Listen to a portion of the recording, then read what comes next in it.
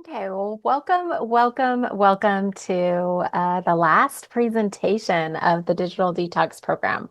We're so excited. If you are somebody that's been taking these individually, just know that there's a whole entire course on the Digital Detox program. And this is the last one, at least at the time of the recording. I don't know. We might end up adding more to it. Who knows? But welcome to Digital Detox, a pathway to mental clarity and connection for social workers, parents, and children. Um, we're so excited. This is a presentation by Red Lotus Life, and we like to do these presentations and these CEs Red Lotus Lifestyle. So it's going to be a little different than maybe what you're used to. But this is an online course for a better understanding of a uh, let me start over. I get so excited sometimes that I get tongue-tied, and that's what I love about all of this type of work whenever we're doing like digital detox specifically because it's so needed right now during these times. So this is a presentation by Red Lotus Life, an online course for better understanding of digital detox support. So you might be seeing a speaker box somewhere on your device. Mine is showing up different than where Sarah Elizabeth's is. So just to let you know, more than likely it's going to be up in the right-hand corner. It might be over the text of this title, but don't worry. Any other time, it's not really going to be covering up anything. So just wanted to let you know about that. Okay, so current times. Oh man, have we been hearing about it from social workers, mostly school district social workers, on the current times, the digital devices, constant use. At time of the recording, there's been a lot of talk actually about removing phones and digital devices from the classroom. But we're going to just talk about this overall. This is for anybody and everybody, even though this does qualify as a CE. So what we're noticing, all of us have digital devices in our constant use. I mean, it is everywhere. It's everywhere from even right here as you're watching this course to, everywhere, pretty much every room in our home. Um, every classroom. I mean, that's just literally everywhere in restaurants, everywhere we go. So what that's causing is distraction. And if you um, are part of this modern world at all, you definitely see it. Everyone has their heads down. Nobody's really looking up. There's not connection, which is creating isolation and feelings of isolation. So, in a time when we are so connected and can connect with people all around the world in a heartbeat, we're also at a core level feeling extremely disconnected and isolated. Our nervous systems are overstimulated. We're very unregulated all over the place. And that's what we have noticed with those of you who are on the front lines, and also us as we are on the front lines with our own clients and in the work that we do as spiral practitioners. The front lines, all of us who are on the front lines are in a state of depletion. And so this is for you. We were literally asked to create this program, and so we hope that you enjoy it, especially if you've been doing the entire course. One of the things that we noticed with our clients is that all of them are operating in a sympathetic nervous state. And it's more so, I feel, than normal. And they're completely in the survival mode. There's these pressures of the current times, and their behaviors seem to have intensified. So again, this is why we thought this is really important. This is important that we really get pretty detailed and give some alternatives to how we can detox our families, um, our children, ourselves, but most of all, being able to bring this into the clinical workspace as well. And so hopefully we'll be able to bring some things into your awareness, maybe some new ideas. Um, and also it might be stuff that you've heard before, but it's also a really cool, just different reminder. And you can see how we've experienced it with our own clients, not only ourselves, our families, but our own clients. So with that, let's move on. I'm going to move my speaker box because it's in a weird spot for me. So you're probably going to see this cursor move. Okay. Here we go. Let's move to the next slide.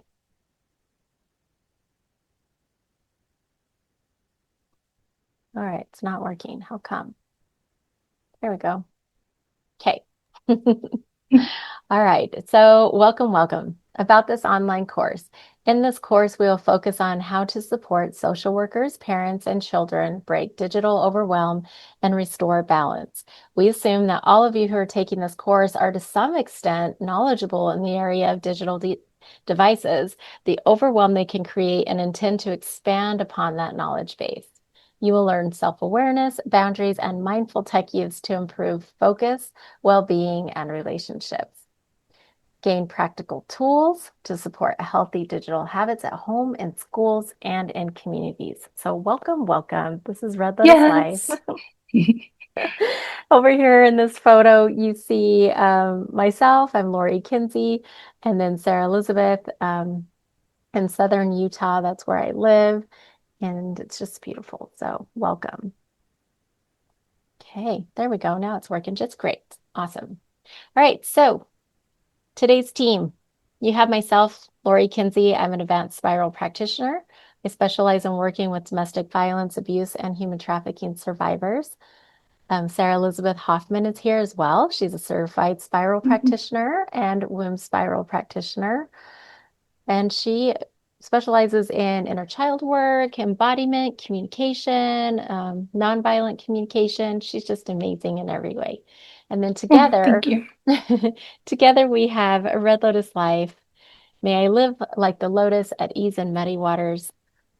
Red Lotus Life is the organization where we're just all over the place. We have a YouTube channel where we offer free resources and support and all kinds of stuff as well. In fact, more than likely, you're probably going to be watching this on the YouTube channel. So welcome. We hope you enjoy this Red Lotus lifestyle. Yes, thank you for the welcome. We're just going to be going on to the online course objectives now. And those objectives are 1, to gain a better understanding. 2, to define practical strategies, and then to state actionable steps. So again, welcome to this section on our online course objectives. We have 3 main goals that will guide our journey here together.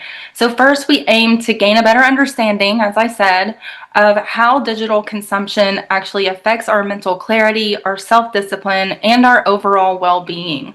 So this understanding is actually foundational in order for us to be able to make positive changes. Secondly, we'll be defining the practical strategies, and these are going to be the tools that you'll use to set boundaries, improve your self-awareness, and also cultivate the more meaningful connections that we're desiring to cultivate. So it's also about making these strategies a part of our everyday life. And then finally, we are going to state the actionable steps, and these steps will help you to take inventory of your digital habits, implement the necessary self-care, as well as maintain our accountability throughout this digital detox process.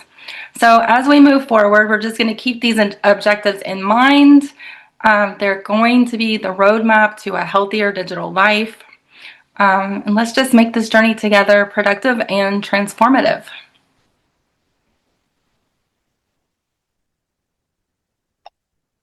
And just moving on to the next slide.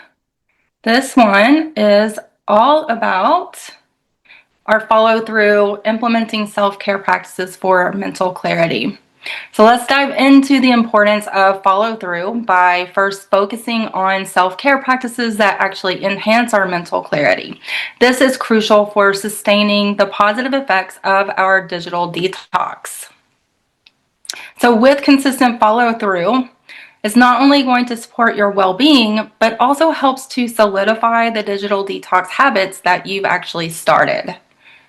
So whether you are a social worker, a parent, or a child, incorporating these practices into our daily life ensures that the positive changes are actually long lasting. And then we'll also be exploring practical strategies that can be tailored for each of you, making it easier to maintain these beneficial habits. And then just want to remember the goal here is to support our mental clarity and overall well-being through consistent self-care. Just to share this slide again, our main point here is to emphasize the importance of consistent follow-through by implementing self-care practices that are going to support our mental clarity and well-being. So social workers, parents, and children will learn practical strategies to maintain digital detox habits and sustain positive changes. Is there anything you'd like to add here, Lori? No, I think this is amazing. I forgot to say that actually at the beginning that this is the follow through, this is the wrap up.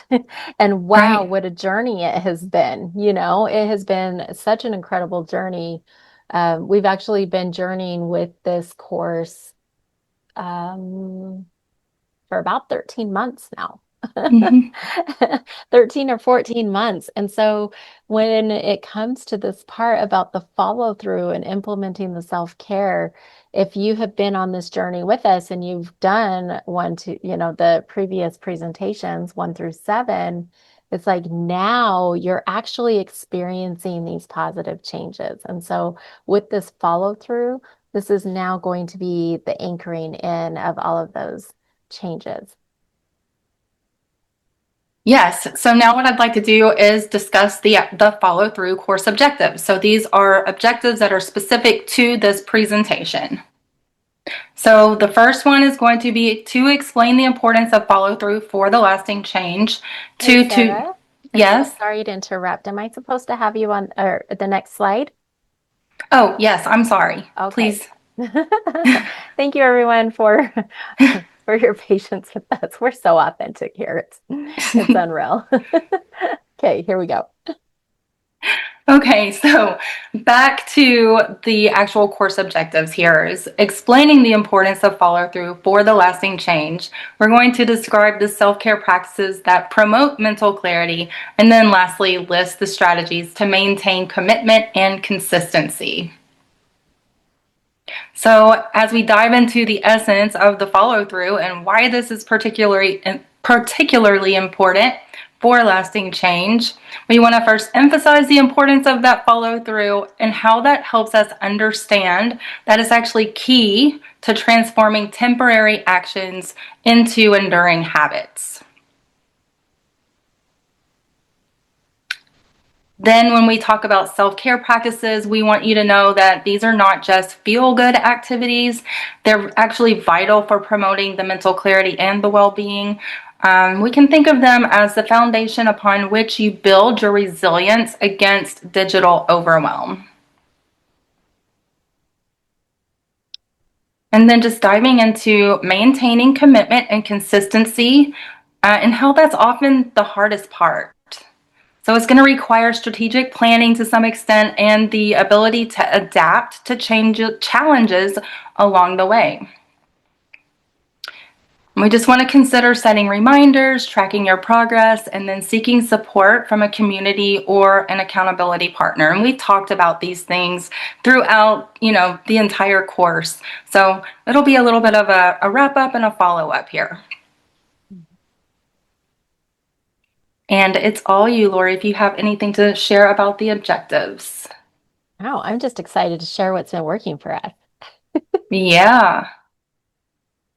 Okay, so just moving on to the next slide. This is a quote that we particularly loved about self-care, and self-care is how you take your power back. And this is by a person named Layla Delia. We're just going to talk about this powerful quote and how it is a powerful reminder that self-care is how you take your power back. It's not just about indulgence, it's actually about reclaiming control over our well being. So we can think of self care as a toolkit, so to speak. And this is a toolkit that's going to empower you to navigate life's challenges with clarity and with purpose. So consider how this relates to the digital detox journey. And when we prioritize self care, we're actually creating a foundation for our mental clarity. This clarity is essential for making thoughtful, intentional decisions as we move away from digital distractions. So, again, remember self care is personal and it can look different for everyone. Whether that is, taking a moment to breathe deeply or setting aside time to unplug, it's all about finding what actually empowers you. I love this quote so much. It's just simple. It's so simple and so true. And what would you like to share here? My gosh, it is so simple, right? It's so Mm-hmm. simple. And I feel like this is the one thing that, and we talked about it so much throughout this course.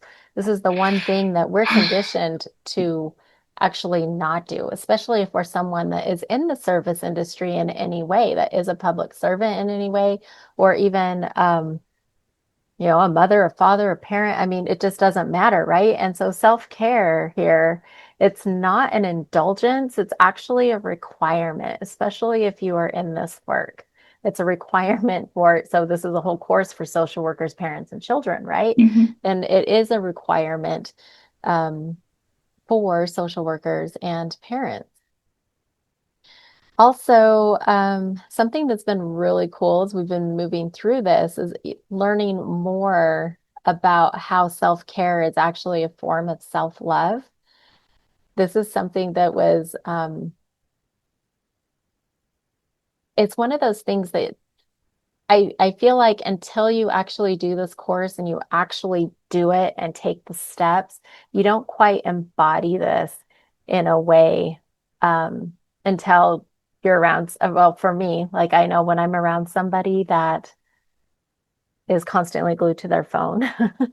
Like I start to notice what my nervous system does. And that's not even myself. That's like just observing other people, right? And so I feel like we've really gotten away from this whole thing of self-care where people will say it's selfish and it's not. If you are in this industry, if you're in this line of work or in any way, shape, or form, self-care is 100% vital for you. Um,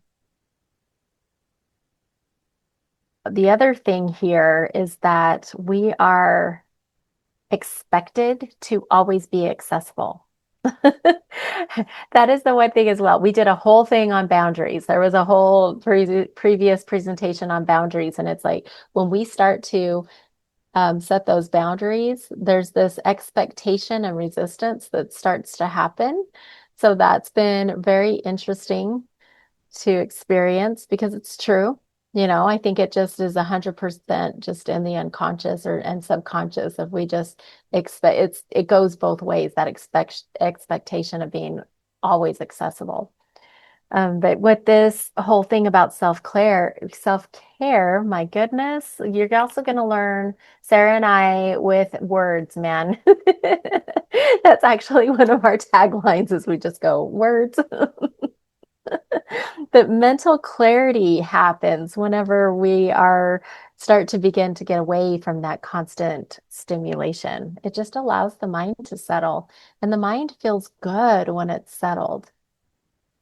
And then that whole part about self-care being personal, it is personal. It's very personal. To what one person, self-care might equal rest, another person that's actually going and working out or something like that. For one person, it might be taking a nap. So for another person, it might be going and working in the yard. You just never know. So it's very personal. And with the work that we do, we're all about releasing conditioning around expectations and around what works for one may not work for another. So it's really coming back to our authentic self. Do you have anything to add to that, Sarah? No, I think that you explained it amazingly. I think we're ready to move on to the next slide.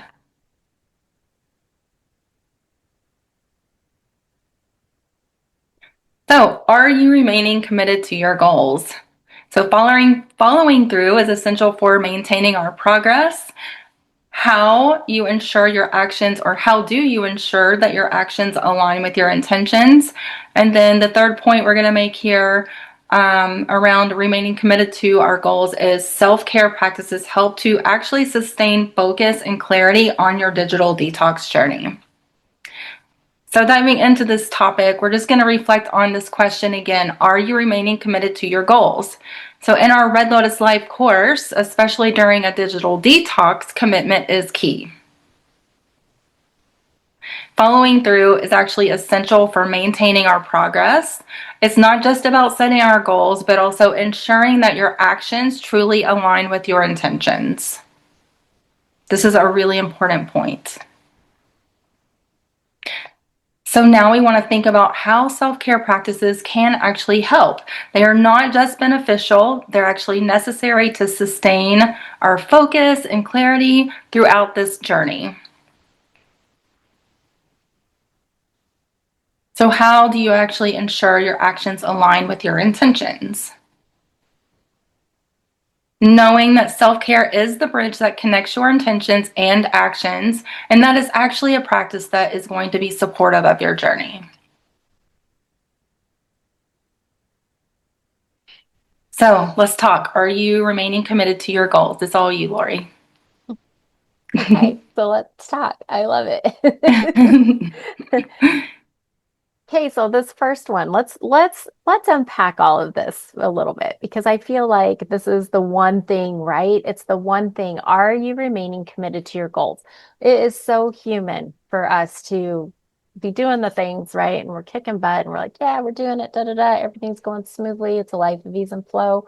And then all of a sudden we drop off. I mean, we do this with everything. We especially, I always like to bring things back to health because a lot of people can resonate whenever you bring in health. It's like, you're doing good, you're losing weight, you're eating healthy, you're happy, all these things, like you feel more joy and all everything else, you have a higher self-esteem. And then all of a sudden, out of nowhere, you start dropping off. And then pretty soon no, you're not going to the gym. And then you start to see that you're slipping, slipping back. It's a slippery slope. So this part right here is so important to constantly have this question in your mind. Like, are you remaining committed to your goals? So with this first part, following through is essential for maintaining progress. Um, this is literally how we achieve our goal. It's the action, right? And it's the consistency. It's the habits. This is literally how we get to create this life that we dream of. And it's every aspect of our life. It's our career, it's our health, our relationships. I mean, this is the stuff that we go over every day with the people that we work with, even in Say Yes to Soul, right? It's like this is what we literally talk about is this follow through part because it's so essential for maintaining progress. Do you have thoughts around this first one? Well, just that we often talk about taking the next inspired action or the next most aligned action. And one of the things that feels really important to mention here is that commitment to our goals doesn't mean that it has to happen right now. It's literally continuing to take that next inspired action. And then we're able to reflect back and see, okay, this is actually the progress that we have accomplished. And yeah, it's just one foot after the other, one inspired action after the other. Mm-hmm. Yeah. Well, I love it. You are so good at connecting the dots too and looking back. It's always amazing. Okay, so Thank you. now let's go into the second point here. How do you ensure your actions align with your intentions? Okay, this is really important because I feel like if we don't have the clarity, right, on what are our goals, it's really easy to now go off into like another area. It's super easy, especially if we think that it's actually serving us. It's actually this inspired action is actually going to help us get to where we're going. But here's the thing. is the action you're taking going to give you the outcome you're going for? And how are you going to know? We did a whole thing on it before, so if you haven't done that presentation, go back because without the clarity, we have no idea. We have no direction. We have no idea what's the destination, right? And so I actually have a colleague and mentor that always asks me, "Well, are you painting the house red?" Like, yeah, this is great, but are you painting the house red?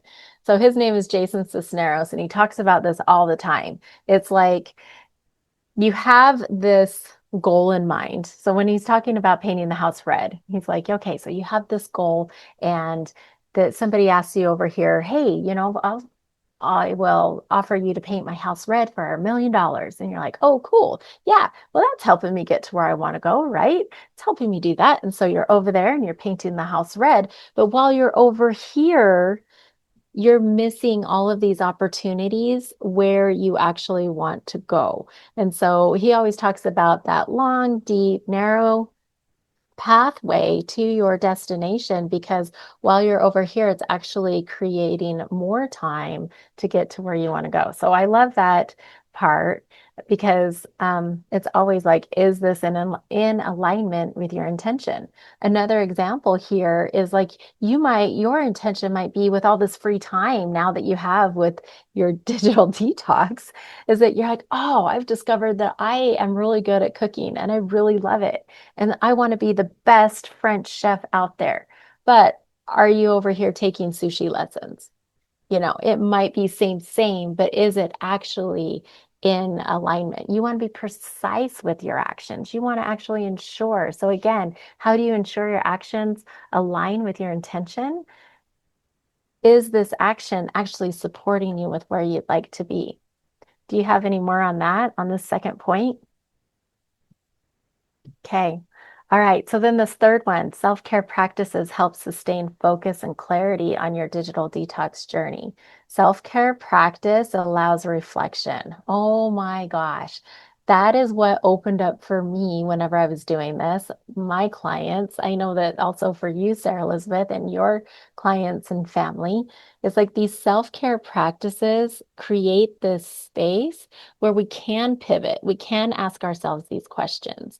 And now it's the space for redirection. It's the space for new ideas. It's the space for solutions that we're seeking.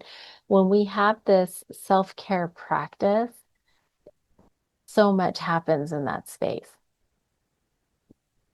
Yeah. Anything else to add? Just self care helps us as practitioners, as social workers, as parents, and as children to actually be more of service to those who we want to serve. Because when we are implementing self care, that helps us to come out of that state of depletion, and then we're able to move forward. And self care actually helps us to remain committed to those goals as well. So, yeah. I always think it's really fun when the kids come back. They always come back. Every single time they go and they're doing some kind of self-care practice, right? They always come back all excited about some kind of new idea or something else. Like it's always fun, especially with the young ones. Hmm. Well, and then they get to take that and implement that into their lives. Like they take that with them instead of, growing up with the conditioning that self-care is not okay and that we need to constantly be in a state of depletion and over giving, over just being overstimulated. Then, that's such a really fundamental concept to model. Hmm. Yeah, it's fun to see our imaginations come back to life. That's Hmm. that seems to be what I've really noticed as we complete this journey. Imagination, no matter what age. Yeah, the creative aspect. Hmm. Are you ready to move on to the next slide? Yep. Yep. Okay. Okay. So here we're just gonna look at a few points about why follow through actually matters. So the first point being following through means putting your plans into consistent action. Self-care practices support mental clarity, helping you stay committed. And then social workers, parents, and children can benefit from the routines that prioritize the well being. So, delving into why follow through truly matters. So, here it's all about transforming your plans into consistent actions. And this isn't just about taking off our tasks, it's really about creating a lifestyle that embodies your goals. And in this case, one of those goals, of course, being digital detox. So, one really important um, support in this journey, as we've been saying, is actually self care. So, by nurturing mental clarity, self care practices help you stay committed even when challenges arise. So, this isn't just limited to one group. Social workers, parents, and/or children can all benefit. And establishing those routines that prioritize our well being actually has a ripple effect, just like we were just saying, like we get to model that. So, well being has a ripple effect, enhancing our ability to support others while taking care of ourselves. So, again, we're just going to remember that your follow through is not just an activity, it's actually an empowering practice that reinforces your commitment to positive change.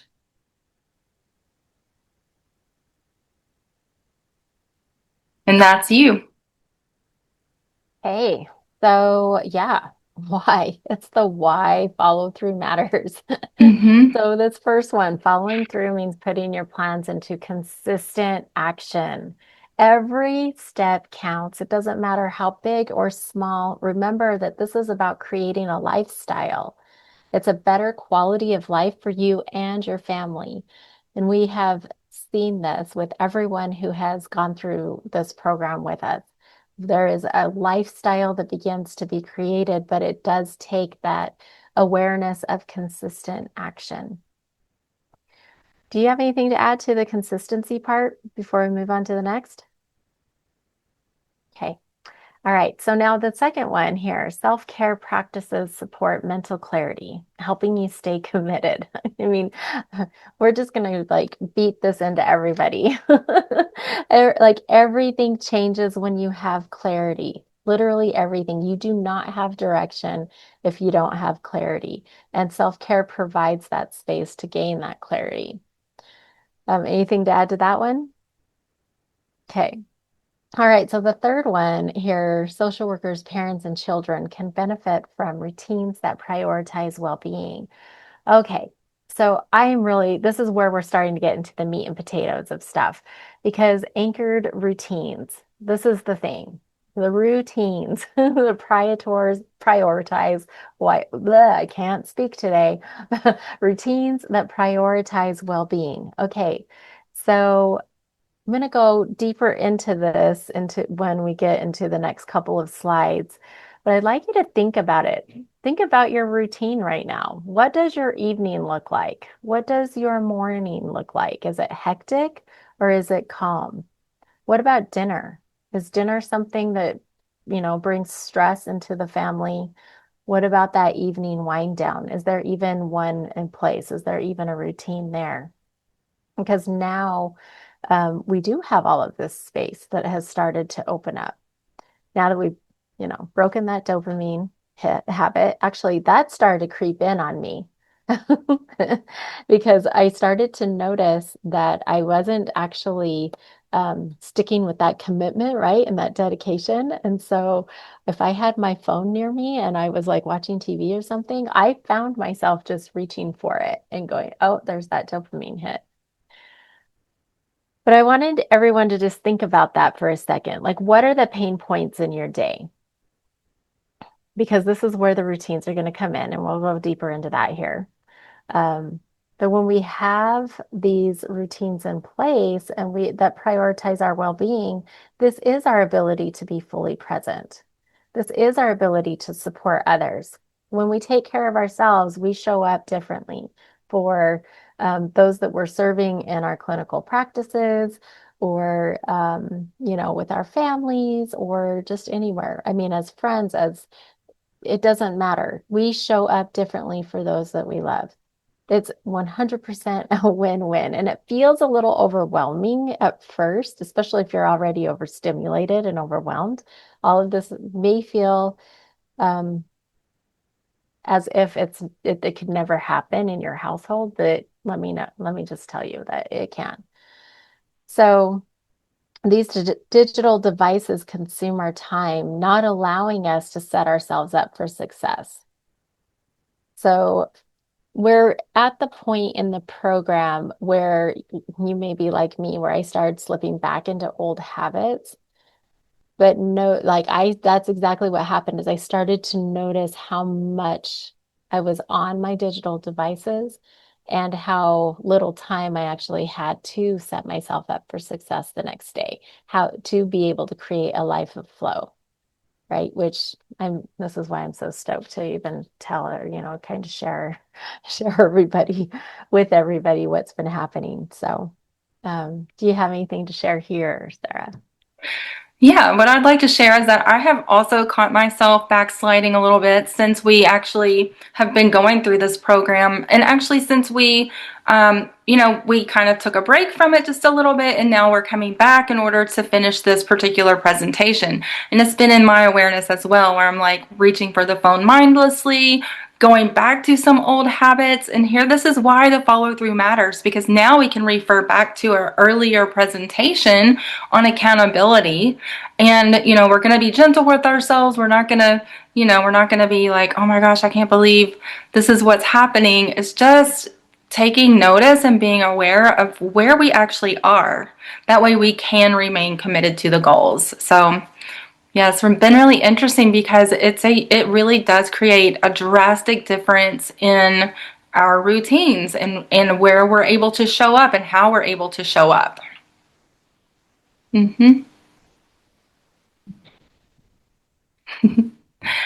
And I am ready to move on if you are. Okay.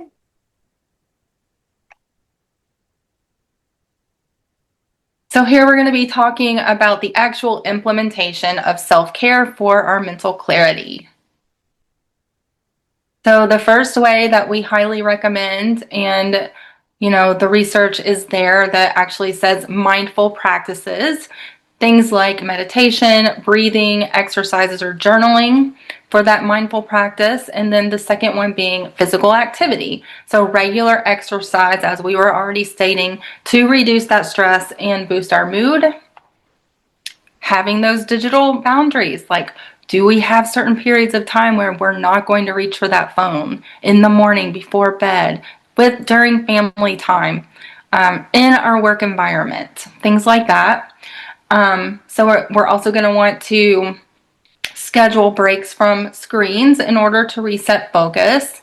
And then having those creative outlets, without the devices in our hands or in front of us all the time, like we were saying, that imagination, that creativity comes back online.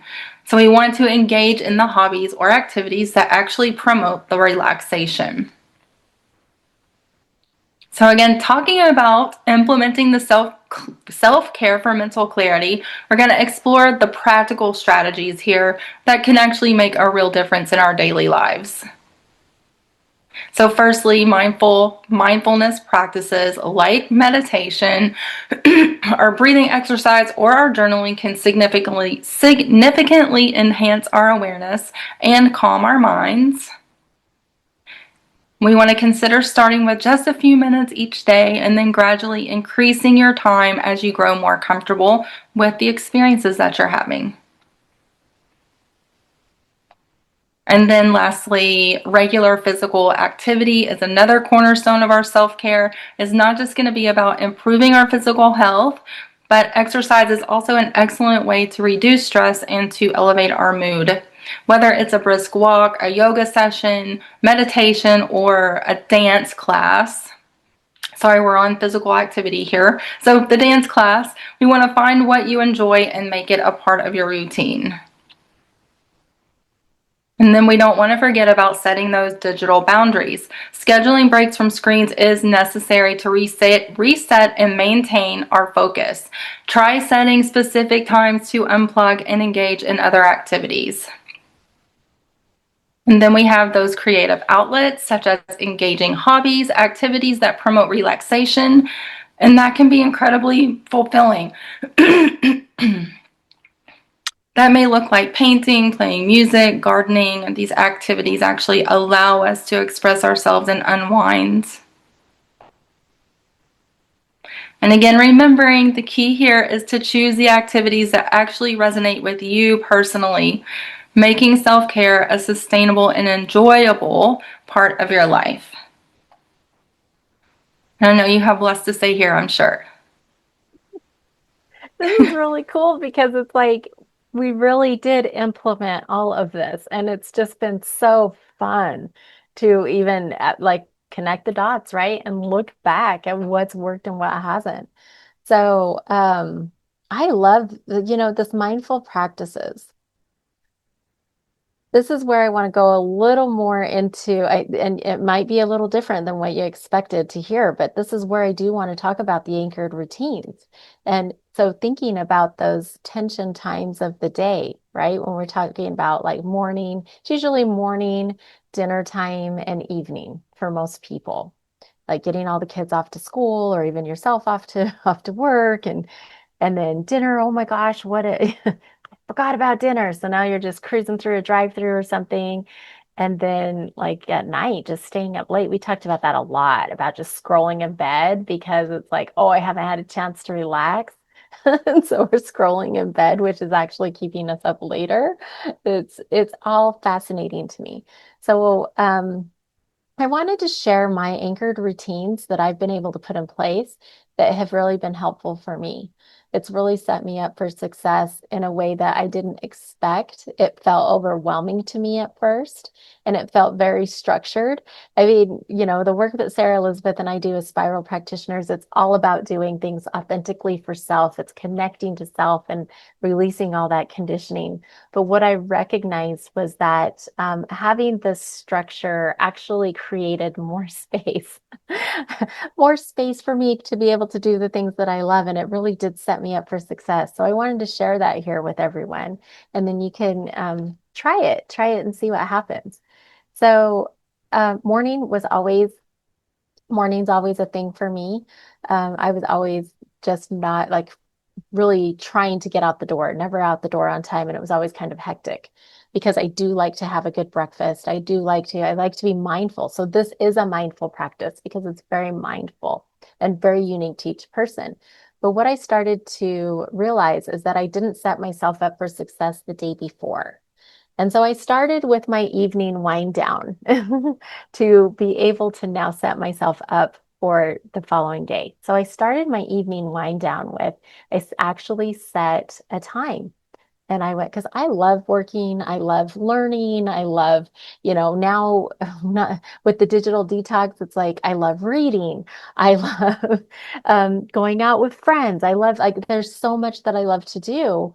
But what I found is that by the time I got home, I did that whole thing of like, oh, I haven't really actually relaxed. I felt like I was doing a lot. And then I would just go to bed. So now what I do is I set myself up for success and I put everything on. I have a routine of when I know it's like no more phone, no more phone calls, no more texts, no more nothing. It's just literally winding down, whatever that looks like during that time period. It's also getting everything ready for the next day. So for me, I work with people all over the world, so I have different time zones. And so I just started to take a look at my schedule for the next day. And before I left work or left the office, then I would start to just set everything out on what I needed done, what I needed for the next day. That way I wasn't like rushing around before a session or something like that. I just have it all there, anything and everything that I needed. Um, that was extremely helpful. Same with like putting coffee on or whatever. So if you have kids, it's like getting everything ready and the backpacks by the door, that type of thing. And what this does is whenever you implement this into your family's life and into your household's life, this actually teaches them traits and skills to actually set themselves up for success later on in life. So it really is modeling that for your children as well. Then dinner, same thing. Like I'd always have be like, okay, well, what are we having for dinner? And if I was working late, then I would plan for something to already be in like a crock pot or something like that. Anyway, we are eating so much healthier now since I've been able to kind of pre-plan dinner. Like I said, at first it felt so overwhelming to actually have to have those kinds of groceries in the house and everything else. But now that I've been able to have a mindful practice about grocery shopping and everything else, it actually has opened up so much more. And I don't have the stress dumps happening, the chemical dumps in my body happening. My nervous system is regulated. So now moving forward into the morning, now I'm all set up. I'm all set up. I'm able to like get just moving. I like to move my body first thing in the morning. So I was able to do all of that. And I have been on time. I've been on time to everything. I've been early to everything. And I feel good. My nervous system isn't all over the place. But not only that, neither is my family. Like my family's has actually been really great with that too. And so that's just an example of some anchored routines that are also considered in my, everything is different for everyone, but for me, that's actually a mindful practice. I also love a gratitude practice. This is something I started with my kids when they were young, and they still do it today. They do it today. They're adult children now, and they do it with their significant others. But we would always have a gratitude practice about what was your favorite thing that you did today. We started out with what was the worst thing that happened to you today, and then we ended with what was your favorite thing. Or we maybe not the worst thing, but we would be like, what did you not like about today? And then we'd end with, well, what was your favorite thing that happened today? And I thought that was really cool. We actually talked about that at Christmas time. This is a time of recording. This is January, no, February. Ooh, it's February. Crazy. But we talked about it at Christmas time, and they said that they actually still practice that with their significant others at the end of the day. Journaling, always. That's always a go-to. And I was not someone who journaled, but that is the quickest way to be able to, well, not the quickest. There's several quick ways that we've actually shared here throughout this program, but the journaling is amazing because that's the mind dump. It's getting all of those thoughts out of the head and onto paper. And it also gives you time and space to really connect and understand how you're feeling. And then box breathing, that's been a really great one with with the mindful practice. Always hiking, always being in nature. That's always one of those are my go-tos every time. And that nature could just be in the backyard. It doesn't even have to be like a big deal. It's just like just being outside and just being in the sun and the fresh air. It's always amazing. So, yeah, anything that you wanted to add to the mindful practice? No? Okay. All right. So physical activity. Yeah, this one, regular exercise to reduce stress and boost moods. We've gone over this a million times, but I think it's always a great reminder because I don't think a lot of people think about that as self-care. They think about it as health and stuff like that, but do they think about it as an actual self-care practice that helps us be of service to others? So, um, walking in the morning is amazing and evening. I look at it as my me time. The dancing, of course, like just break out and dance parties. We talk about that quite a bit throughout this course.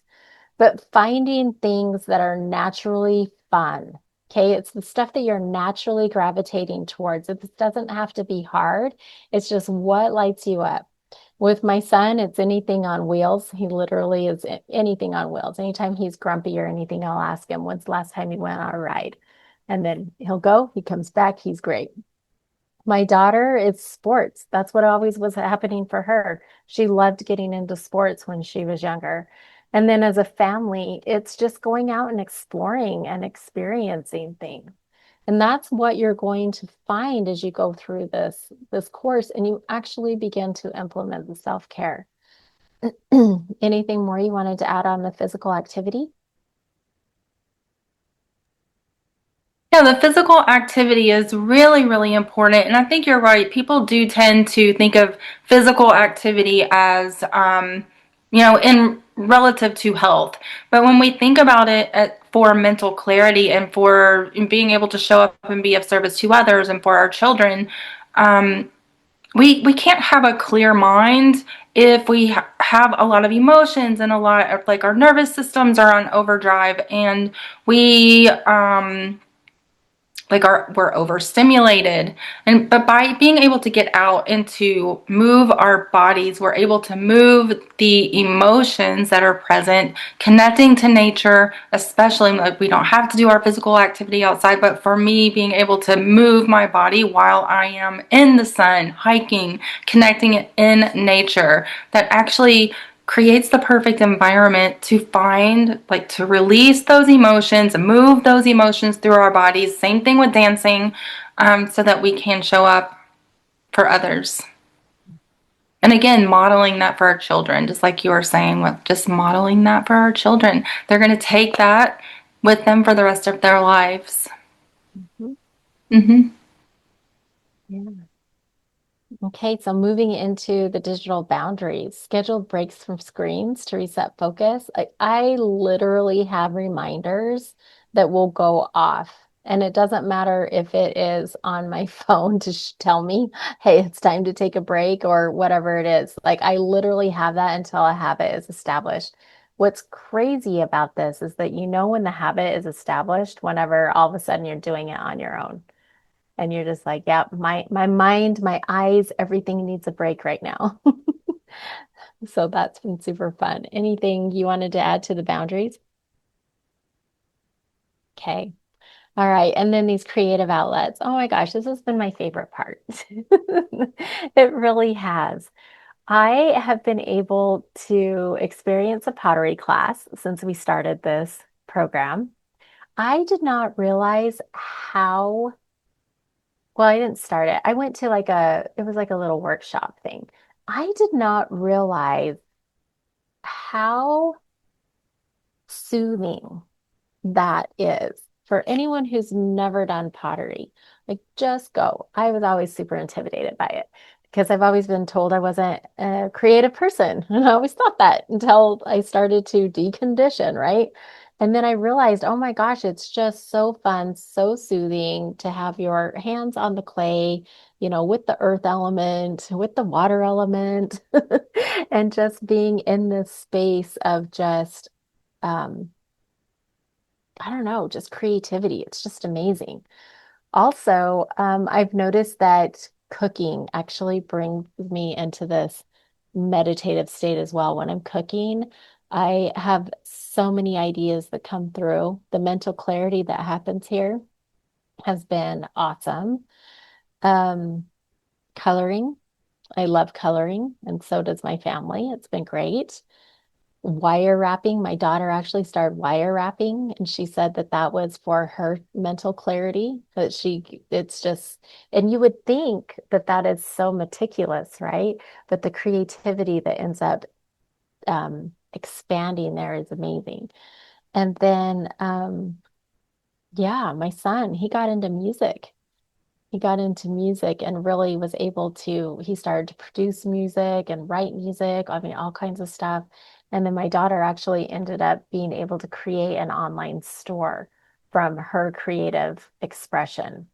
So it's just like, you don't know where this could actually take you. Mhm. Anything you want to add? Yeah, this creative outlet section is so important, I feel like, because like you said, like your kids were able to take that and actually now create businesses because they did have that mental clarity. But I think it's important to note too that the creative outlets are actually helping to move the emotions. Like anything we're doing with our hands, that can even be gardening. And I know that's something that you truly love as well. But anything that you are using your hands to do is actually helping to create new neural pathways, break patterns, so that you can now actually take another, like the next inspired action. So, yeah, there's so much to be said for that. We could have an entire presentation on each and every one of these, honestly. I know. Maybe that'll be in the future because it's true. Hmm. The garden is what got me through a lot of grief. And Hmm. so, yeah, and I didn't even realize that at that time. So it is, it's all about moving emotions. So, yeah, this is really cool. All right. You ready to move on to the next one? Yes. Okay.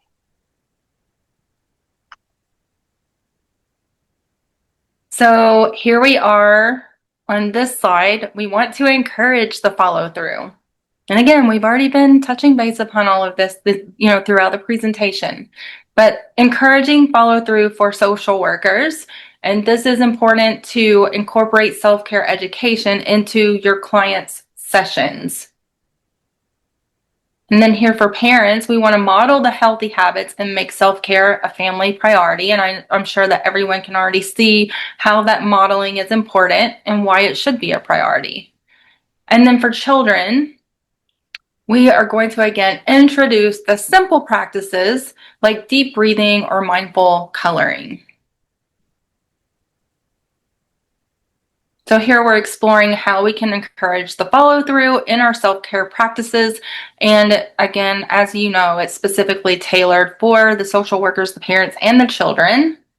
So for social workers, we want to integrate the self-care education into our client sessions and education. And this helps it to be transformative, like the actual sessions are transformative in this way. So it's about equipping the clients with the tools that they need to manage stress and also enhance their well-being. And then, parents, as a parent myself, we have this unique role. Again, by modeling the healthy habits, you not only benefit yourself, but set a powerful example for your family, making self-care a shared family experience. And then for our younger audience, introducing the simple practices, like we've already stated, like breathing exercises or mindful coloring, the physical activity, any of that. Digital boundaries. These are practices that are not just beneficial, but can also be fun and easily accessible.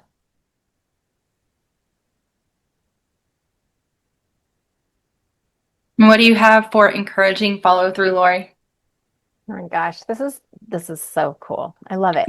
I mean, this is what we do at Red Lotus Life. We take something that may seem overwhelming or like, I don't know how to do this, and just know like this is the stuff, this is the questions. These are the questions that we get over and over and over again from social workers of them saying, I don't know how to incorporate this. So we want to take something that's like super overwhelming and create very simple practices here. You can put the self-care education actually into the client sessions by having them experience it. Because just like we had said, self-care is going to look very different for each person. Have them have them experience different ways so that they'll know what it is that actually lights them up, what they gravitate to naturally. Because that's another thing, that self-care is so foreign to so many, especially if they're coming to you for your services here with social work, right? They're coming for this help. They want to be educated. Like, how do I even do this? That's the one thing I get a lot from my clients is like, I don't even know what that means. Like, there's no reference point. So have them experience it in the session. So that can look like art therapy. It can look like the breath work. It can look like sound therapy. It can look like all these other suggestions that we've actually um, had this whole time. It could even be for those that are like very much in the mental mind and in the mental body. It could be even a planning session, right? Of planning anchored routines. So, it's just bringing this into the actual session. And that we've seen so much movement and so much progress with those that we've worked with in this way. Do you have anything to add to this part before I move into the parents? No? Okay. All right, so parents modeling the healthy habits and making self-care a family priority. I know like parents are just like, oh man, how do we do this, right? We know that we have the pressure of this, like how do we do it? Okay, let's break it down. Let's make it simple. Just dedicate a day. Just dedicate a day out of the week that is for this. It's for the follow through. And again, it's doing the things that like encouraging the kids and all the members of the family or the members of the household to do the things that actually feel good to them. So again, it's experiencing it. So dedicate a day of the week. And if that seems too overwhelming and everyone's schedules, because I know schedules are hectic, just take a time, okay? Just a time in that day of the week and just sit down and do that. And so, ways that you can do this is there's literally like decks of cards out there that you can get that are that you just like, if you're like, I don't even know, none of us know. You can get these decks of cards and you just pull out a card, and then that's like the activity that you'll end up doing for that time of the day. Or if you even want to get even more authentic to your family, which I really love this, is ask your family what they want to do. Create your own cards or create your little, we talk a lot about putting magnets on the refrigerator or whatever, ask the family what they want to do and create your own little thing, even a jar. You can just put it in a jar and then you're like picking out that. And then everyone gets to experience something that everybody else may want to do. So we did something really cool this year for Christmas. We don't do gifts. Well, we did do gifts. We did gifts, and then we broke it down to like one gift because we just thought, okay, let's just do one gift. That way it's not overwhelming. Everyone has, all these families and, other families and significant other families and all this stuff. And so we wanted to just make our experiences for the holidays just super simple. And we did that, but we did something different this year. This year, we decided to only do experiences. And it was from this program that I was actually saying, well, let's do something different this year. And so my husband and I, he was like, yeah, so we had just people bring that and they just wrote down their experiences in a card. And that's the gift. And we're going to do these experiences, participate in these experiences throughout the year.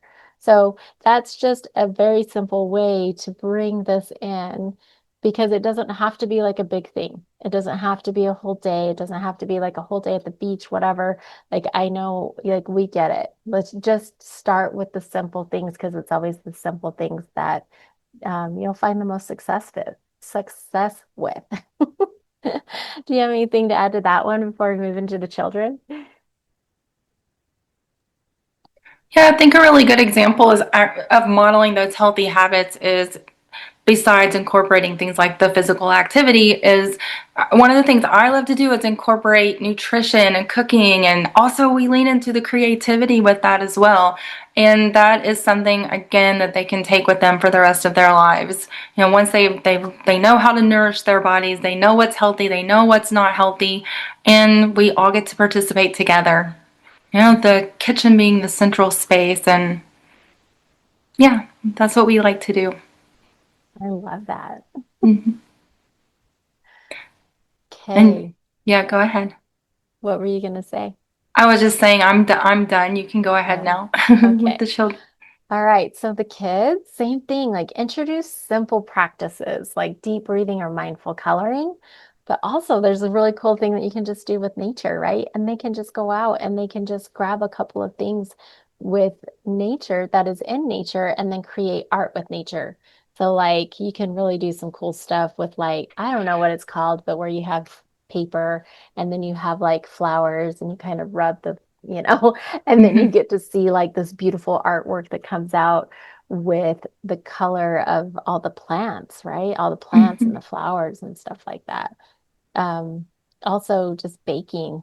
That's how my daughter learned that she loved cooking, was she just started to just bake little simple things, you know? Hmm. Breath work. This is breath work and meditation actually is something that they incorporate in the school system over in Europe. And they found such an amazing, I don't know what the word is, but basically just that presence, right? That presence in the classroom. And it's always after they've been able to do some of, incorporate some of this breath work and meditation or anything like that. I thought that was really neat. And then what that did for me here in the States is I sat here and went, what happened to nap time? We used to have nap time. in the schools. So it's like, Mhm. what happened to that? So it's even just bringing back that, like anything to decompress. And it doesn't matter how old your children are, it doesn't matter the age, just bringing something in that is simple, that's mindful, and that brings them back to who they are. It's like a reset. Mhm. Yeah, it actually is like a reset. And one of the things that I like to incorporate, like my son takes taekwondo, but one of the things that you can do is take simple movements from, say, qigong or taekwondo or yoga, even, and they don't have to be the entire experience. It can just be a few simple movements incorporated with the breath work, and that really helps to bring them back to center, back to alignment. And with the mindfulness and meditation in schools, it actually does increase the focus because they are coming back to center, they're present, they're in their bodies, they're grounded, and so now they're able to receive and actually learn. Mhm. Yep. Mhm. Okay, ready for the next one? Yes.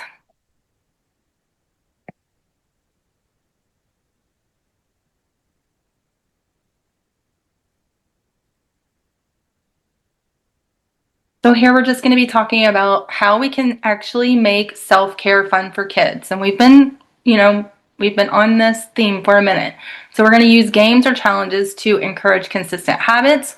We're going to praise and reward small steps towards self-care and digital balance, and then create routines that combine relaxation and play. So let's talk about games and challenges. Kids love to play, right? So by incorporating our self-care into fun games or challenges, they're more likely to develop consistent habits. You might try a self-care bingo or a mindful scavenger hunt. I love that one. Where kids can earn points for completing activities like a few minutes of quiet breathing or screen-free afternoons. So next we want to remember the power of praise and rewards. Celebrating small steps is very, very important. When kids make progress towards self-care or digital balance, they can actually, we want to actually acknowledge their efforts. This doesn't have to be extravagant. It can be a simple sticker or extra playtime can go a long way. And then also positive reinforcement actually helps build their confidence and encourages them to keep going, to continue to reflect, to continue to follow through. Then finally, we're going to consider creating the routines that blend relaxation and play. And this could mean a bedtime routine that includes a story and a few minutes of deep breathing or mindful coloring. Combining the relaxation with play not only makes self-care fun, but also helps instill these practices as lifelong habits. Again, we're modeling. These strategies can make self-care an enjoyable part of child's day. And what are your thoughts? When I was preparing for this one was really fun because I've never really thought about self-care fun for kids, right? Like as a parent, I was always like, we're in survival mode, or at least I was back then. And I just sit here and I go, I never thought about all of these things actually being self-care and being able to teach them self-care and to be able to teach them their own nervous system regulation, right? Like for them to be able to begin to learn what to do. So I'm just going to read down a little list that I put together because I also started to ask around, like I started to just ask around people, like what do you do for self-care for your kids? You know, how do they know self-care? And people didn't understand that. Like this was a very different term, right? For people. So, yeah. So what this can look like is, let's say it's a reset, right? Let's say their nervous system is very much dysregulated. It's just encouraging them and teaching them to get silly. If they all of a sudden just get silly, all of a sudden they're reset and they come back to center. So just giving them the space to just go and be silly. And it's so funny to see the different ages actually do that and what silly means to them. But it kind of just brings them back to like, okay, things aren't so serious, right? Another thing is hydration. We talk about that a lot of how important it is for our body to be hydrated, how important it is for the nervous system for our bodies to be hydrated. So with kids, it's really cool when they have their own water bottles, right? Water bottles that are just for them that they've picked out or something like that that they can take. And once it's theirs, they have it with them constantly and they're constantly filling them up. And so it's just teaching them that hydration, right? Something really easy like that. Um, Purpose. Purpose is so important for our nervous system. In fact, that's actually when it starts to spin out, is whenever it doesn't really have direction, it doesn't really have purpose. So just doing something simple as asking them to go, like maybe they're in charge of getting the mail every day. Maybe they're in charge of the pets and feeding the pets or something like, or taking the pets on a walk. That's actually two things, right? They're getting their physical exercise and they're going out and taking the pets on a walk. Or even something as simple as, hey, do you see those books over there? Would you mind stacking them really nice into the bookshelf? Like just giving their mind something to do or giving them a purpose will really give them that it's that action part, right? That automatically the anxiety or overwhelm will start to dissipate whenever they're able to take some kind of action. Now, the opposite of this is teaching them how to rest, right? And so it really is just asking creating a time or a space where it's quiet time. There is no stimulation and they get to choose. And a lot of times you'll notice they actually go and choose a book. That's what they end up choosing. They go and find something to read.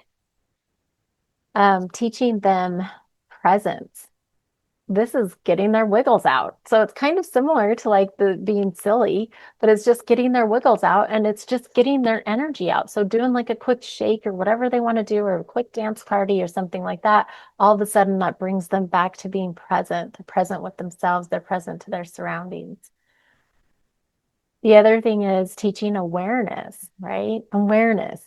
So this is when you're able to do that processing, that emotional processing that Sarah Elizabeth just talked about with the creative expression. And that can be drawing, it can be the painting, the coloring. If you think about it, that's all art is, right? All art, you can tell exactly what an artist was experiencing, the emotions by seeing what it was that they created. And even in our songs, the lyrics of the songs, everything. So it's really cool to bring that awareness into play and also teaching them that like even saying the words of hey, this is what is aware in your body right now, getting like starting to use these words so they are creating this habit within themselves as they grow. Nourishment, huge for the nervous system. So it's having the healthy snacks around. What I noticed with the young kids, especially, they actually start to choose fruit over candy over time. They actually start to choose the healthier snacks. Getting clean is also a really great reset to teach, and that's just with bath time, and making that fun with bubbles or something. It always is an amazing reset. And then self-esteem. I really think that this is important with kids is their self-esteem and being able to have them experience affirmations about themselves. You'll start to see them light up when they start to speak these affirmations into like a mirror or something like that. So just experiment with a few different things, see what works for you and your children because everyone is so different. Yeah. Do you have anything to add to that?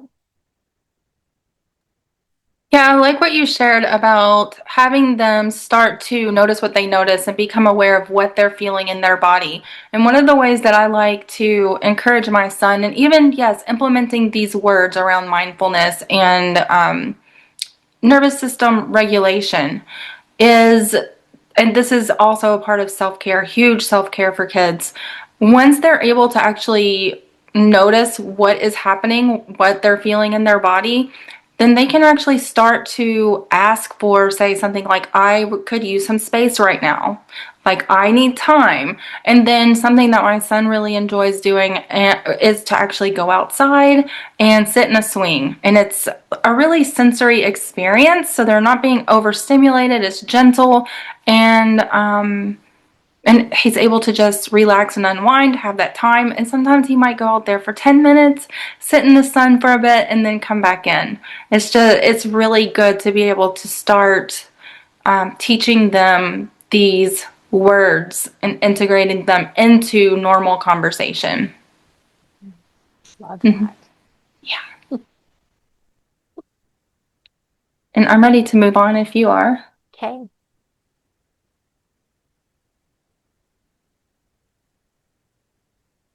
So here, let's take a look at this powerful quote by John Haight. Meditation is the oldest and most widely used mental hygiene technique in the world. This is from his book, The Happiness Hypothesis. So as we know, and research has proven, meditation has stood the test of time. It's a practice that transcends cultures and eras, offering a universal tool for mental clarity and peace of mind.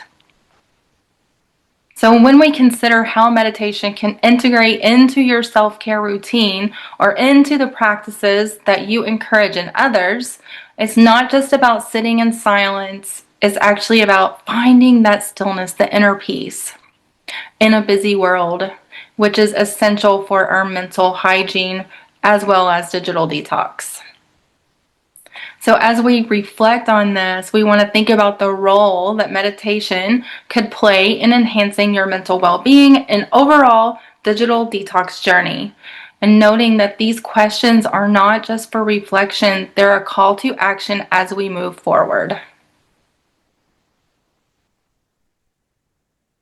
So, would love to hear your thoughts on this quote. I love this because um, prior to me diving deeper into what meditation actually means, Mhm. it was always so overwhelming to me, and it was something I never wanted to do because I'm definitely an action girl. Like I like to do action stuff. So for me, I was like, oh man, to sit still and do meditation. Um, I know that this is such like this is one of the most powerful tools. And just right here where it says it's the oldest, right? It's so powerful in every way, but it can look different for everyone again, right? But the power of allowing the mind to take a break. This can look like anything, anything to reset. It's resting your eyes. It is sitting in silence for some, even though, it is finding the silence. But for me, because I am somebody who likes to do that sitting in silence. And what I mean by that is like, I don't necessarily have to be all ohmed out, but I can just be in silence, meaning like what your son is doing. And I know the swing you're talking about. It's one of those that you can like lay down in, right? Okay. So yeah, I would love that and just be like no music, no TV sound, no nothing, just out there even for 5 minutes, 10 minutes, however long. I have a client that he has a very active mind and a very high pressure job. And so it's funny because he always talks about it and you know who he is too, because you know him very well. But it's like he will take a break in between. So when you're talking about like in this chaotic world, right? So in his chaotic job and what's moving around him, he will literally just go find a bathroom stall and he will just go sit in there for a minute just to sit and just breathe. He actually brings in the noise canceling earbuds, or any earplugs, I guess, earplugs so that he can just be in there. But he'll just take like 3 minutes and then he's good to go. He like comes back out and he's like good to go. But he's like, yeah, nobody's going to nobody's going to bother me in there. But that's what he will do just so he can have that mental hygiene, that reset so that he can now go out and the overstimulation is not there anymore. The anxiety has eased. So huge. This is huge, huge, huge. Yeah, I love everything that you just shared. And I can't say enough about meditation. This is a practice that I come back to continually, sometimes multiple times a day, just to be able to find that inner peace, that stillness, that clarity of mind. And it's also very healing. I think that's worth noting. It is the oldest and most widely used technique for mental hygiene in the world, as John Haight has reminded us here. And you know, it can even be used, as we've talked about, creativity as a means of self care. It can be used to be able to go inward and actually access parts of us that we wouldn't normally be able to access, and then put that into motion in the form of creativity. There's so many different things to be shared about this, but again, that's an entirely different Mhm. presentation, perhaps. Yeah. And if you're doing the course, we've actually sprinkled in all the different ways and what that Mhm. looks like throughout the course. So, in the other presentations. Yeah, something I'd like to add here too is that for those of us or those of you who do have a busy mind, there are so many amazing walking meditations that are out of this world. You can still attain that same peace of mind, that same quiet inner stillness by walking, by being in nature, and with or without a guided meditation, actually. They're amazing. Mhm. Yeah, that's what I Mhm. prefer, actually, is that. Mhm. All right. If you're ready to move on, we can move on to the final, well, not final yet, but next to last slide. So we have followed through, and now we want to take a look at our commitment to self-care. We want to look at, these are just questions to ask ourselves, what self-care practices have we actually implemented? How has self-care impacted your mental clarity and focus? And then what new habits will you commit to moving forward? So let's just take a moment to talk about the commitment to self-care. So we want to think about the self-care practices that you have already implemented. We want to reflect on how these practices have improved your mental clarity and focus. And now we want to start thinking about the future because we have followed through. What new habits will you commit to moving forward? And again, breaking it down into simple, small, achievable steps that can make a big difference over time.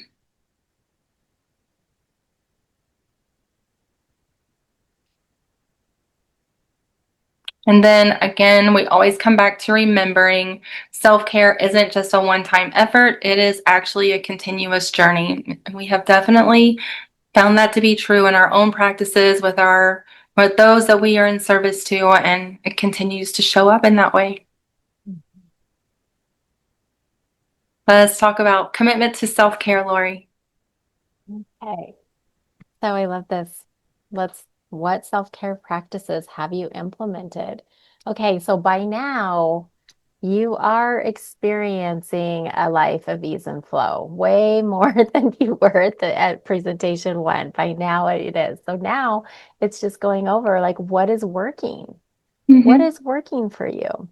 And also, what can you let go of? This is where we're reflecting and going, okay, these are the things. Because just like what we've shared, we start slipping back into our old habits. And so it's like, what can we let go of?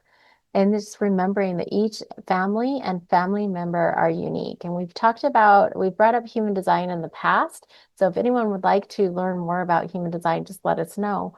But really, you can tell by somebody's human design on exactly like every single person is so different. For what one person, again, like what we shared in the beginning, one person it might be rest, it might be taking a nap. Another person, it's like, oh, I need to go move. I need to move my body. I need to go work in the yard. I need to do that type of thing. The second one, how has self-care impacted your mental clarity and focus? So are you clear? Are you focused? Like what changes have happened? What passions have you discovered? What interests that you didn't even know were there? Do you like to work with your hands? Did you find out you're a creative? Did you find out that you're a really good cook? Like, this is what's so cool about this part of this program. And then this last one, what new habits will you commit to moving forward? So, what anchored routines will set yourself up for success? Be thinking about that. What will we model for our children? What would you like your family culture to be? You have the ability in this moment, as we wrap up this program, you have the ability to shift the trajectory of an entire lineage. You do. You have that ability. Whether you're a social worker, whether you're a parent, and even as older children and adolescents who have been watching this program as well and taking this course, you are an important piece to all of this, and you have the ability to shift the trajectory of your entire lineage.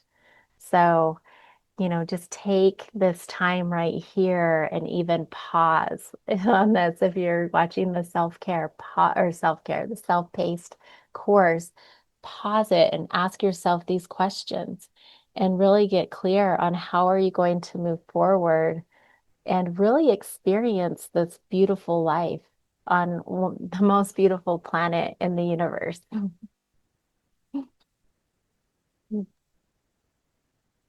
I think that your words are the perfect way to leave and to, exit this presentation and this journey. And I just wanted to say thank you so much for everyone that has been patient and moved through this with us and actually done the work and shown up, because just like Lori said, you can be the person to change an entire lineage. Beautiful. Mhm. Yeah, thank you for everyone who's been going through, because it has been such a process. Some of it has been very uncomfortable. But what has happened here at the end has been so beautiful.